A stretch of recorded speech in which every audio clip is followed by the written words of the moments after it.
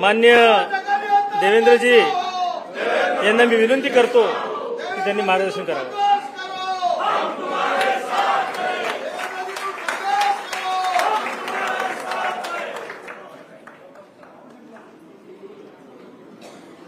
भारत माता की जय. भारत माता की जय. छत्रपती शिवाजी महाराज की जय. छत्रपती संभाजी महाराज की जय. जय भवानी. जय शिवाजी. जय भवानी. जय शिवाजी. जय जय जय जय जय भवानी. जय जय जय जय जय शिवाजी. जय जय जय जय जय शिवाजी. जय जय जय जय जय भवानी. हिंदवी स्वराज्याचे सरसंस्थापक छत्रपती शिवरायांना मानाचा मुजरा करतो. भारतीय राज्य घटनेचे शिल्पकार भारतरत्न डॉक्टर बाबासाहेब आंबेडकर यांना मानवंदना अर्पित करतो. भारतीय जनता पार्टी विधिमंडळ गटाच्या बैठकीमध्ये मंचावर उपस्थित असलेले आपले अध्यक्ष चंद्रशेखर बावनकुळेजी, मुंबईचे आपले अध्यक्ष आणि मुख्य प्रतोद आशिष शेलारजी, आपले ज्येष्ठ मंत्री सुधीर मुनगंटीवारजी, प्रवीण दरेकरजी, रणधीर सावरकरजी आणि या ठिकाणी उपस्थित सर्व ज्येष्ठ आमदार, विधिमंडळ गटातील दोन्ही सभागृहातील आमदार भगिनी आणि बंधूंनो, आज आपल्या विधिमंडळ गटाची ही बैठक निवडणुकीच्या पार्श्वभूमीवर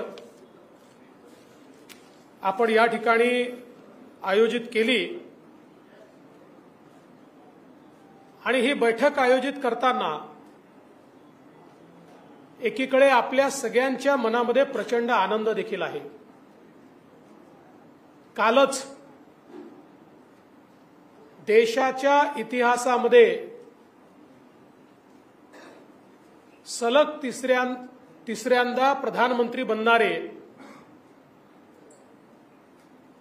म्हणजे यापूर्वी फक्त जो रेकॉर्ड नेहरूजींच्या नावावर आहे त्याची बरोबरी करणारे, अखिल विश्वामध्ये ज्यांच्या नावाचा डंका वाजतो असे आपल्या सर्वांचे नेते माननीय नरेंद्र मोदीजी यांची एनडीएने एकमताने निवड केली आणि त्यांचं अभिनंदन करण्याकरता आज आपण सगळे या ठिकाणी एकत्रित आलोत. आणि हे खरं आहे की एकीकडे जसा आनंद आपल्याला आहे की देशामध्ये लोकांनी पुन्हा मोदीजींवर आणि एनडीएवर विश्वास दाखवला, त्याचवेळी निश्चितपणे आपल्या मनात ही सल देखील आहे की मोदीजींच्या यशामध्ये सिंहाचा वाटा 14 आणि 19 मध्ये आपला होता. यावेळी तो वाटा आपण उचलू शकलो नाही आणि म्हणून एकदा पुनरावलोकन व्हावं आणि नव्याने आपल्याला स्ट्रॅटेजी तयार करता यावी, या दृष्टीनं देखील आजची बैठक महत्वाची आहे. आणि त्यासोबत खरं म्हणजे आपण सगळ्यांनी हा निर्धार केलाय की महाराष्ट्रामध्ये जे काही अपेक्षित यश आलं नाही त्याची कारणं त्या ठिकाणी शोधून ती कारणं कशी दूर करता येतील आणि विधानसभेच्या निवडणुकीमध्ये पुन्हा एकदा महायुतीचं सरकार कसं आणता येईल हा जो निर्धार आपण सगळ्यांनी व्यक्त केला त्याबद्दल देखील मी आपल्या सर्वांचे मनापासून आभार मानतो. खरं म्हणजे उन्हाळा संपतोय काहिली पण संपते. पावसाळा जवळ आलेला आहे आणि पाऊस पडत असताना जे पेरलं जातं सप्टेंबर, ऑक्टोबर, नोव्हेंबर तेच उगत असतं.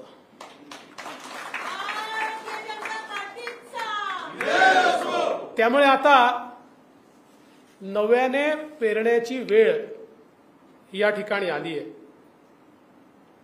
आपण सगळ्यांनी माझ्यावर विश्वास व्यक्त केला, मी आपला आभारी आहे. पण एकच गोष्ट आपल्याला सांगतो, यशाचे बाप अनेक असतात, पण अपयशातही अपयश ताकदीनं अंगावर घ्यायचं असतं, ते पचवायचं असतं आणि नवीन निर्धार करायचा असतो. आणि म्हणून या निवडणुकीमध्ये भारतीय जनता पक्षाचं नेतृत्व मी करत असल्यामुळे मी हे सांगितलं की हो, या अपयशाची जबाबदारी माझी आहे. कारण पक्षाने, आणि मी दोन्ही अध्यक्षांचं अभिनंदन करेन, बावनकुळेजी आणि आशिष शेलारजी, आणि पक्षाच्या कार्यकर्त्यांचं अभिनंदन करेल की आपण सगळ्यांनी अतिशय उत्तम काम या ठिकाणी केलं. केवळ पॉलिटिकल अर्थमॅटिकमध्ये आम्ही कुठेतरी कमी पडलो, आणि मी ते कसं पडलो हे सांगणार आहे. आणि त्याच वेळी मी जेव्हा हे सांगितलं की मला मोकळं करून काम करायची संधी द्या, त्यावेळी ते निराशेतून बोललो नाही. देवेंद्र फडणवीस हा पळणारा व्यक्ती नाही आहे, हा लढणारा व्यक्ती आहे. अरे आमची प्रेरणा काय आहे? चारीकडनं घेरल्यानंतर पुरंदरचा तह करणारे आणि नंतर पुन्हा पूर्ण ताकदीने मैदानात उतरून ते सर्व किल्ले पुन्हा जिंकणारे छत्रपती शिवराय, हे आमची प्रेरणा आहे. त्यामुळे कोणाला जर असं वाटलं असेल की मी निराश झालो किंवा भावनेच्या भरात बोललो तर ते सत्य नाही. हे आज पुन्हा एकदा आपल्याला सांगतो. तर माझ्या डोक्यात काही स्ट्रॅटेजी होती, आजही आहे. आता आपण सगळ्यांनी विश्वास या ठिकाणी दाखवलाय, पण मी माननीय अमितभाई शाह यांना भेटून आलो, त्यांनाही माझ्या डोक्यात काय ते सांगितलं. अर्थात त्यांची भूमिका काही तुमच्यापेक्षा फार वेगळी नव्हती, पण त्यांनी मला सांगितलं की आता पहिले हे सगळं काम चालू द्या, मग नंतर आपण काय ब्ल्यूप्रिंट तयार करायची आहे महाराष्ट्राची ती तयार करू. आणि त्यामुळे कुठल्याही परिस्थितीत, म्हणजे याही किंवा त्याही किंवा कुठल्याही परिस्थितीमध्ये एक मिनिटं देखील मी शांत बसणार नव्हतो आणि बसणार नाहीये. त्यामुळे आता हे निश्चित सांगतो की आता तर मी काम करतोच आहे आणि ते करणारच आहे. पण हे सगळं आपण जर बघितलं तर ज्याचा मी उल्लेख केला की देशामध्ये ज्या प्रकारे मोदीजींना जनतेने समर्थन दिलं आणि तिसऱ्यांदा एनडीएचं सरकार आलं, आणि त्याच वेळी ओरिसामध्ये आपलं सरकार येणं, आंध्र प्रदेशमध्ये एनडीएचं सरकार येणं, अरुणाचलमध्ये आपलं सरकार येणं, या सगळ्या गोष्टी अतिशय स्पष्टपणे काय सांगतायत हे आपण सगळ्यांनी बघितलं पाहिजे. आणि सगळ्यात महत्वाचं जे काल मोदीजी बोलले, काही लोक विजयाचा नरेटिव्ह तयार करतात. विजयाचा नरेटिव्ह तयार करणाऱ्याची बोलती एकाच वाक्याने बंद झाली की त्यांना 3 निवडणुका मिळून जेवढे सीट मिळाल्या त्यापेक्षा जास्त, म्हणजे 14ला, 19ला आणि 24ला 3 निवडणुका मिळून त्यांना जेवढ्या जागा मिळाल्या त्यापेक्षा जास्त जागा या एकाच निवडणुकीमध्ये देशामध्ये भारतीय जनता पक्षाला मिळाल्या. आणि अख्ख्या इंडिया आघाडीला जेवढ्या जागा मिळाल्या त्यापेक्षा जास्त जागा या भारतीय जनता पक्षाला मिळाल्या. आपण जर महाराष्ट्राचा विचार केला, महाराष्ट्रामध्ये देखील मी ज्याला पॉलिटिकल अर्थमॅटिक म्हटलं ते का महत्वाचं आहे, तर महाराष्ट्रामध्ये महाविकास आघाडीला मिळालेली मतं 43.9% आणि महायुतीला मिळालेली मतं 43.6%. म्हणजे अर्धा टक्काही नाही, 0.3% एवढी फक्त मतांमधली गॅप आहे. पण त्याचा परिणाम असा आहे की तिकडे 31 आहेत आणि इकडे 17 आहेत. हे पॉलिटिकल अर्थमॅटिक हे आपण या ठिकाणी समजून घेतलं पाहिजे की महाविकास आघाडीला 2,50,00,000 मतं आहेत, आपल्याला 2,48,00,000 मतं आहेत. याचा अर्थ काय आहे, तर केवळ 2 लाख मतं त्यांना आपल्यापेक्षा अधिक मिळाले आहेत. पण जागांमध्ये मात्र ट्रान्सलेट होताना ते मोठ्या प्रमाणात झाले आहे. आणि ते का झाले आहेत हे देखील मी आपल्याला सांगणार आहे. मुंबईचा विचार केला तर मुंबईमध्ये त्यांना 24 लाख मतं आहे आणि आपल्याला 26 लाख मतं आहेत. 2 लाख मतं आपल्याला मुंबईमध्ये अधिक आहे, पण त्यांना 4 जागा मिळाल्या आणि आपल्याला 2 जागा मुंबईमध्ये या ठिकाणी मिळालेल्या आहेत. खरं म्हणजे याचं विश्लेषण जर आपण केलं, पहिली गोष्ट, आपण केवळ 3 पक्षांशी लढत नव्हतो, आपण एका चौथ्या पक्षाशी लढत होतो आणि तो चौथा पक्ष होता खोटा नरेटिव्ह. ज्या नरेटिव्हला आपल्याला वाटलं या 3 पक्षांना रोखलं तर आपला विजय होईल, पण आपल्या लक्षात आलं नाही की चौथा पक्ष जो यांच्याकरता काम करतो आहे त्याला आपण रोखू शकत नाही किंवा रोखू शकलो नाही किंवा त्याची तयारीच आपण केली नाही. आणि मग आपण सगळ्यांनी बघितलं संविधान बदलणार, संविधान बदलणार, संविधान बदलणार हा विषय इतका खालपर्यंत गेला आणि त्या मनाने आपण त्याला इफेक्टिव्हली काउंटर केलं नाही. त्याचा इफेक्ट जेव्हा आपल्या लक्षात आला तेव्हा चौथी फेरी आली, चौथा टप्पा आला होता. आणि म्हणून तुम्ही बघा पहिल्या 3 टप्प्यांमध्ये 24 जागांमध्ये केवळ 4 जागा आहेत आपल्याला. आपल्या सगळ्या जागा या दुसऱ्या 24 जागांमध्ये आल्या. कारण मग आपण इफेक्टिव्हली आपल्याला लक्षात आलं की हे खोटं बोलतायत पण ते पर्क्युलेट होत आहे. कुठेतरी सामान्य माणसाला असं वाटतंय की खरंच घडेल का बाबा, मग मोदीजी तर येणारच आहे, मग आता आपण थोडं सेफ का राहू नये. अशा प्रकारे विशेषतः दलित समाजामध्ये, आदिवासी समाजामध्ये हा नरेटिव्ह हा मोठ्या प्रमाणात या ठिकाणी तयार झाला. पण एक गोष्ट लक्षात ठेवली पाहिजे की असा जरी नरेटिव्ह तयार झाला तरी हा नरेटिव्ह एखादी निवडणूक चालतो, पुढच्या निवडणुकीत तो चालत नाही. कुठल्याही खोट्या मुद्द्याची ताकद ही एका निवडणुकीपुरतं असते, त्याच्यानंतर त्याची ताकद ही 50, 60, 75% कमी होते आणि आपण ती 100% कमी करू शकतो. या संदर्भात योग्य कारवाई आपण करू. आणि मला विश्वास आहे कालच माननीय मोदीजींनी आणि मागच्याही काळात जेव्हा जेव्हा मोदीजी पंतप्रधान झाले, मोदीजींनी पहिलं काम जर काही केलं असेल तर नेता निवडीच्या आधी संविधानाची पूजा केली आहे. कालही मोदीजींनी संविधानाची पूजा केली आणि मोदीजींनी सांगितलं भारताचं संविधान हे माझ्याकरता सगळ्यात महत्वाचं आहे. आणि आता संविधानाला 75 वर्ष पूर्ण होत आहेत, त्यामुळे पुढचं 1 वर्ष भारताच्या संविधानाचा महोत्सव हा या देशामध्ये निश्चितपणे या ठिकाणी साजरा केला जाणार आहे. हे माननीय मोदीजींनी आपल्याला सांगितलं. दुसरा नरेटिव्ह काय तयार झाला, पक्ष फोडाफोडी वगैरे, त्याच्यावरही पुढे सांगतो, आकडेवारीतनं सांगतो. खरं म्हणजे ते सत्य नाही आहे. उलट जर त्यांच्या यशाचं आपण डिसेक्शन केलं तर त्यांना कुठे मतं मिळाली आणि कुठे नाही मिळाली यातनंच हा नरेटिव्ह किती फोल आहे हे आपल्या लक्षात निश्चितपणे येईल. त्यासोबत विशेषतः मराठवाड्यामध्ये खरं म्हणजे मला अतिशय आश्चर्य वाटलं. नरेटिव्ह तयार केला मराठा समाजात. आता बघा, हे देखील आश्चर्य आहे की नाही, मराठा समाजाला दोन्ही वेळी आरक्षण आपण दिलं.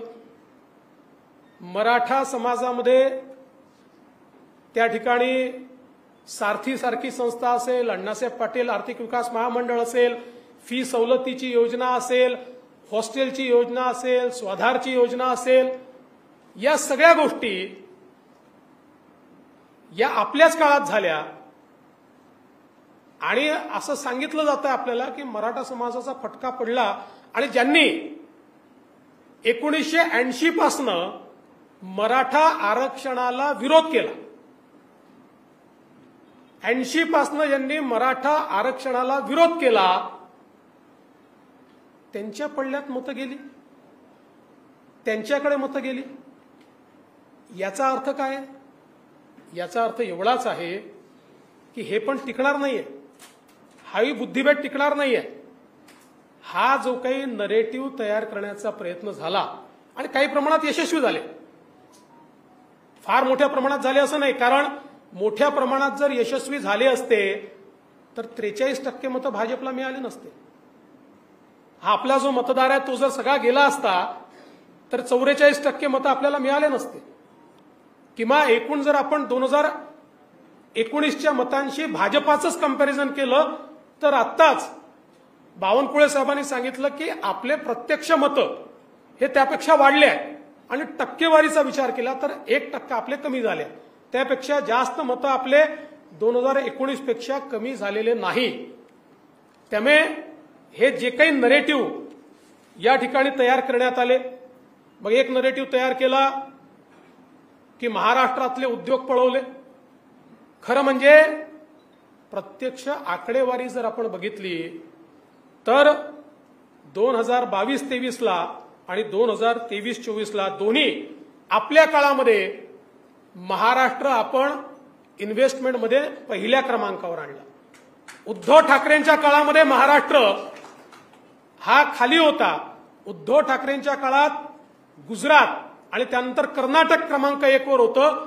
यावर्षी तर आपण अशी अवस्था आणली, गुजरात, कर्नाटक, दिल्ली यांची एकत्रित बेरीज केली तरी त्यापेक्षा जास्त इन्व्हेस्टमेंट ही महाराष्ट्रात आली आहे. आता गुजरात आमच्याशी कॉम्पिटिशन देखील करू शकत नाही. असं असताना नरेटिव्ह रोज खोटं बोलायचं आणि रोज सांगायचं उद्योग पळवले, उद्योग पळवले, उद्योग पळवले. आता ही जी आकडेवारी आहे हीच आकडेवारी सांगते की जर उद्योग पळाले असते तर गुजरातच्या दुप्पट आणि गुजरात, कर्नाटक, दिल्ली यांच्यापेक्षा एकत्रितपेक्षा जास्त उद्योग आणि इन्व्हेस्टमेंट ही आपल्याकडे कशी आली असती. मग एक या ठिकाणी नरेटिव्ह तयार केला की उद्धव ठाकरेंना फार सहानुभूती आहे. मग उद्धव ठाकरेंना जर सहानुभूती होती तर कुठे दिसायला पाहिजे होती? मुंबई आणि कोकणमध्ये दिसायला पाहिजे होती ना. ठाण्यापासनं तर कोकणच्या शेवटच्या टोकापर्यंत उद्धव ठाकरेंची एकही जागा नाही. उबाठाला एकही जागा मिळालेली नाही. कोकणात उबाठा नाही, ठाणे जिल्ह्यात उबाठा नाही, पालघर जिल्ह्यात उबाठा नाही, रत्नागिरी, सिंधुदुर्ग, रायगड, ठाणे आणि पालघर यात उबाठाला एकही जागा मिळालेली नाही. आणि आपल्याला माहिती आहे मुंबईच्या जागा ज्या मिळाल्या त्या कोणाच्या भरोश्यावर मिळाल्या? मराठी माणसांनी मत दिलं नाही यांना. कारण सांगतो मराठी माणसांनी वोट दिलं असतं तर दक्षिण मुंबईमध्ये, वरळीमध्ये, जिथे आदित्य ठाकरेंची कॉन्स्टिट्युएन्सी आहे, फक्त 6000 मतांचा लीड आहे.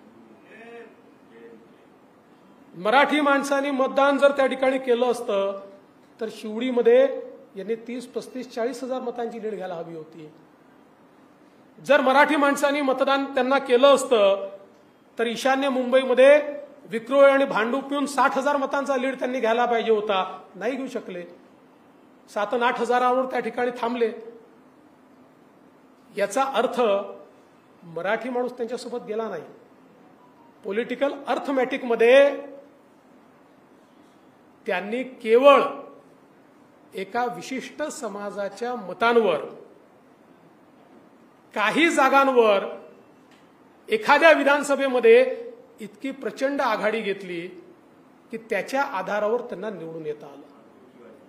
आणि मगाशी नितेश म्हणाले खरं आहे, त्यांनी त्याची कबुली पण दिली. कारण खासदार बंडू जाधव म्हणाले की मला मराठा समाज, दलित समाजापेक्षा देखील मी निवडून आलो तो मुस्लिम समाजामुळे निवडून आलो. हे त्यांचं वक्तव्य आपण सगळ्यांनी ऐकलंय. त्यामुळे एकूणच जर आपण बघितलं तर मुंबई MMR रिजन किंवा कोकणामध्ये या ठिकाणी उबाठाला लोकांनी हद्दपारच केलाय, हे देखील आपण लक्षात घेतलं पाहिजे. आता आपण बघा, ज्या जागा आपण हारलोय त्या ठिकाणी जी मुंबई मध्य उत्तर जागा होती 1% कमी मतांनी हारलो. ईशान्य मुंबई 3% कमी मतांनी हारलो. अमरावती सारख्या जागा 3% कमी मतांनी हारलो. भिवंडी, आता या सगळ्या जागांचं, किंवा आपण जर धुळ्याची जागा बघितली, या सगळ्या जागांचं, म्हणजे आम्ही उदाहरणादाखल सांगतोय, या सगळ्या जागांचं विश्लेषण केल्यानंतर हे जे 1%, 1.5%, 2% आपण हारलोय, हे कुठून हारलोय? आपला मतदार गेला नाही, ऍडिशनल मतदार आपल्याकडे आलेला आहे, पण हे कुठून हारलो हे आता आपल्या सगळ्यांच्या निश्चितपणे या ठिकाणी लक्षात आलं असेल. त्यामुळे आपल्याला खूप जास्त सांगण्याची आवश्यकता आहे असं मला वाटत नाही. आपण बघितलं धुळ्यासारखी जागा, धुळ्यासारख्या जागेवर मालेगाव मध्यमध्ये 1,94,000 लीड मिळाला. 1,98,000 मतदान झालं, त्यातले 4,000 मतं आपल्याला आणि 1,94,000 त्यांना. इतर 5 मतदारसंघातनं आपण 1,90,000 लीड घेतलं आणि 3-4,000 मतांनी ही सीट या ठिकाणी हारलो. 5ही मतदारसंघामध्ये धुळ्याच्या आपल्याला त्या ठिकाणी खरं म्हणजे लीड जो आहे तो लीड मिळालेला आहे. आणि म्हणून मी पॉलिटिकल अर्थमॅटिक जे सांगितलं, 11 जागा भाजपच्या अशा 11 जागा की ज्या 5% कमी मतांनी आपण हारलो, ज्याच्यामध्ये धुळे आहे, नगर आहे, अमरावती आहे, भंडारा गोंदिया आहे, नांदेड आहे, लातूर आहे, भिवंडी आहे, मुंबई नॉर्थ ईस्ट आहे, मुंबई नॉर्थ सेंट्रल आहे, नगर आहे, बीड आहे. 1%, 2%, 3% अशा हारलेल्या 11 जागा आहेत की ज्यामध्ये आपण या ठिकाणी हारलेलो आहोत. हे सगळं होत असताना एक गोष्ट अजून महत्वाची लक्षात घेतली पाहिजे. ज्या पॉलिटिकल अर्थमॅटिकचा मी उल्लेख या ठिकाणी केला की जर त्यांना 31 जागा मिळाल्या तर ते विधानसभेत रिफ्लेक्ट व्हायला पाहिजे होतं. विधानसभेमध्ये महायुतीला 130 जागांवर आघाडी आहे आणि भारतीय जनता पक्षाचा जर विचार केला तर आपल्याला 71 जागांवर आघाडी आहे आणि प्लस 5 आपल्या सोबतचे अण्णांसारखे जे लोक आहेत यांच्या मतदारसंघात जे आपलेच आहेत अशा मतदारसंघांमध्ये म्हणजे 71 आणि 5 76 मतदारसंघांमध्ये आपल्याला आघाडी आहे. म्हणजे ज्यांना केवळ 9 जागा मिळाल्या लोकसभेच्या ते आजही सर्वार्थाने महाराष्ट्रात नंबर 1 आहेत. विधानसभा शहाजा, वोटिंग पर्सेंटेज शहाजा, सिंगल इंडिव्हिज्युअल पार्टी शहाजा, पर सीट वोटिंग पर्सेंटेज सहजा, लढवलेल्या सीट्सच्या वोटिंग पर्सेंटेज सहजा, सगळ्या याच्यात याही निवडणुकीमध्ये जनतेने नंबर 1ची पार्टी ही या ठिकाणी आपल्यालाच ठेवलेलं आहे. आणि खरं म्हणजे भरपूर स्टॅटिस्टिक्स माझ्याकडे आहेत, पण हे स्टॅटिस्टिक्स सांगण्याकरता नाही आहे, इम्प्लिमेंट करण्याकरता आहे.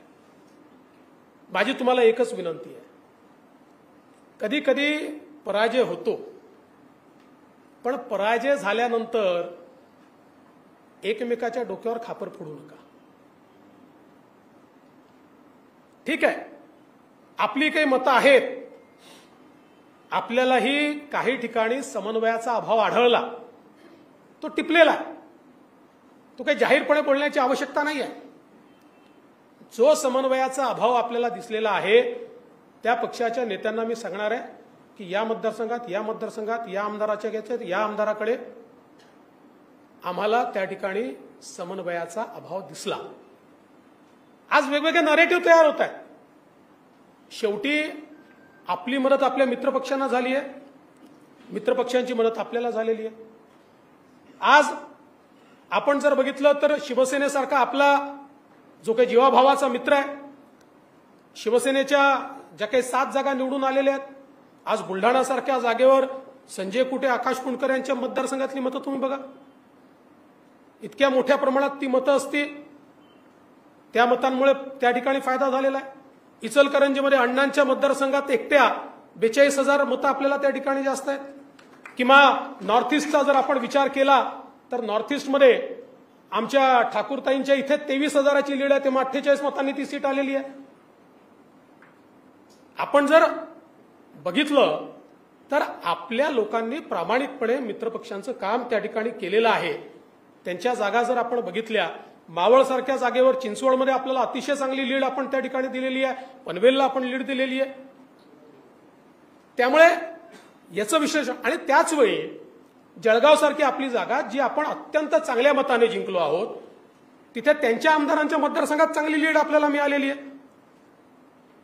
आज आपण जर बघितलं तर मीरा भाईंदर सारखं शहर आहे, त्या ठिकाणी अर्धा शिवसेनेचा आमदार आहे, एक आमदार आपल्यासोबतचा आहे, जवळपास 1 लाख मतांची लीड त्या ठिकाणी आहे. त्यामुळे मला असं वाटतं की नरेटिव्ह तयार करण्याचं काम आपण तर करत नाही, इतरांनी करू नये. मी काल मुख्यमंत्र्यांना देखील सांगितलेलं आहे, माननीय मुख्यमंत्री महोदयांनाही सांगितलं की अनेक वेळा आपले जे प्रवक्ते बोलतात, तुमचे आमचे, मी नितेश राणेंनाही बोललो आहे की बरेच वेळा प्रवक्ते जे बोलतात ते जरा समजून उमजून बोललं पाहिजे. आता ही वेळ उणे दुणे जाहीरपणे काढण्याची नाही आहे. आज आपण बघितलं असेल तर राष्ट्रवादी काँग्रेसचे तटकरे जी निवडून आले, पेणसारख्या आपल्या मतदारसंघामध्ये अतिशय चांगली मतं त्या ठिकाणी मिळाली. इमानदारीने सगळ्यांनी काम केलं. त्यामुळे एकमेकाला सोबत घेऊन चालणं हे अत्यंत महत्वाचं आहे.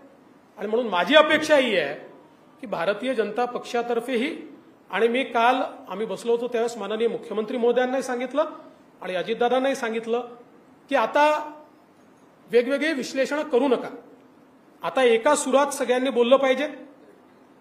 आहे ना, सगळ्यांच्या काही ना काही तक्रारी आहे, त्या तक्रारी नेत्यांनी समजून घेतल्या पाहिजेत. आता बाहेरचं कशाला, आपल्याच मतदारसंघामध्ये ईशान्य मुंबईमध्ये 2 दिवसात 2 न्यूज आल्या.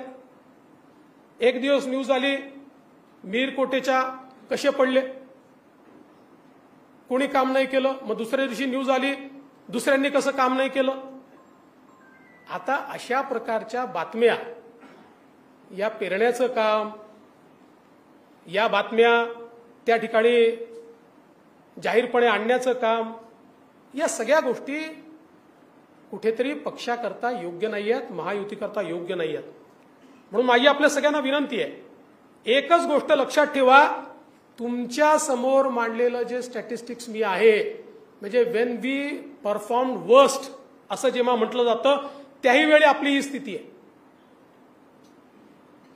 130 जागा, खरं म्हणजे ते थोडं कन्फ्युजन, 133 जागा होतील कदाचित त्या. म्हणजे अशाही परिस्थितीमध्ये आम्ही इतक्या जागांवर जर पुढे आहोत तर विधानसभेमध्ये हे बदलणं कठीण नाही आहे. कारण मी सांगितलं, खोट्या नरेटिव्हची जी काही लाईफ असते ती संपली आहे. ताकदीनं आपण पुढे गेलो तर मला विश्वास आहे, 100% विश्वास आहे की या विधानसभेमध्ये किती मतांचा फरक करायचा आहे, 3-3.5% मतं. 51% करता 3-3.5% मतांचा फरक करायचा आहे. सगळ्यांनी ताकद लावली तर आपली ताकद नाही का 3-3.5% मतं बदलवायची. मी तुम्हाला सांगू 3-3.5% नाही, जे काही पॉलिटिकल अर्थमॅटिक आहे 1.5% मतं अजून आपली मतं जी लोकसभेत मिळाली ती कायम ठेवून 1.5% मतं अधिक मिळवली तरी आपण विधानसभा स्वीप करू. आणि म्हणून मला असं वाटतं एकीकडे हा आनंद निश्चित आपण मनवला पाहिजे की माननीय मोदीजी देशाचे तिसऱ्यांदा प्रधानमंत्री होत आहेत आणि काल त्यांनी सांगितलं आहे पहिले 10 वर्ष हा ट्रेलर होता, असली पिक्चर अभी बाकी आहे. आणि मला विश्वास आहे की आपण सगळे पूर्ण ताकदीने मैदानात उतरू, आपल्या मित्रांना घेऊन मैदानात उतरू. माननीय मुख्यमंत्री एकनाथराव शिंदेजी असतील, अजितदादा असतील, सगळे मिळून मैदानात उतरू आणि पुन्हा एकदा मैदान फत्ते करू, हा मला विश्वास आहे. आपण सगळ्यांनी मिळून जो विश्वास माझ्यावर दाखवला मी त्याबद्दल आपल्या सगळ्यांचे आभार मानतो. खरं म्हणजे तो तुम्ही दाखवला नसतात तरी मला हे माहितीच होतं की तुमचं विश्वास आणि प्रेम माझ्यावर आहे. फक्त